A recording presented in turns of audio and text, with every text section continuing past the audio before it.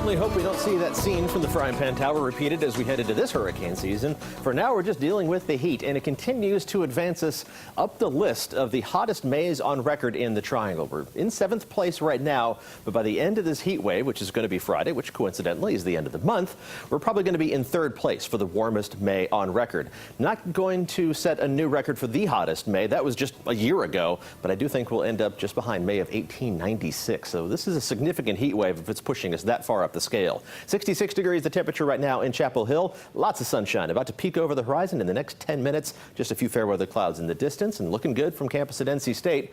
A little warmer, 72 degrees, and the mugginess is noticeable everywhere across central North Carolina. Just below 70 in the Triangle, both Raleigh and Durham checking in at 69. Above 70 farther south, 74 Fayetteville, 72 Rayford, and still 76 degrees in Pinehurst. And you're checking in at 74 in South Hill, Virginia. You're on the warm side of things for a change. 63 in Roxborough is the cool spot. It's also 64 in Roanoke Rapids. We're going to warm up. Mid-70s in the Triangle already by 8 a.m., and we're going to be at or above 90 by noon. Average high temperature is 83 degrees. We're going to be past that by about 9:45 this morning. Winds out of the west-southwest, keeping that warm, somewhat muggy air locked in place. 96, feeling more like 100 degrees once you factor in that humidity. That high temperature only 2 degrees off today's record high, and it's still going to be hot this evening with highs in the low 90s. High temperatures will be even higher farther south. 100 degrees in Fayetteville also puts you just 2 degrees off today's record high temperature, but upper 90s to around 100 in our southern counties, and mid-90s as far north as Roanoke Rapids and along the Virginia state line.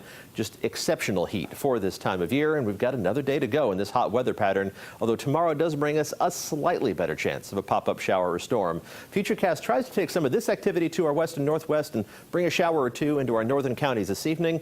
I wouldn't count on it, but there is that better chance tomorrow of maybe a pop-up shower or storm in the afternoon. And once again, more storms trying to run in from the west and northwest, but even with more on the Futurecast radar simulation, it's only a 20% storm chance tomorrow. You're going to have to wait until Friday for a better chance of scattered storms.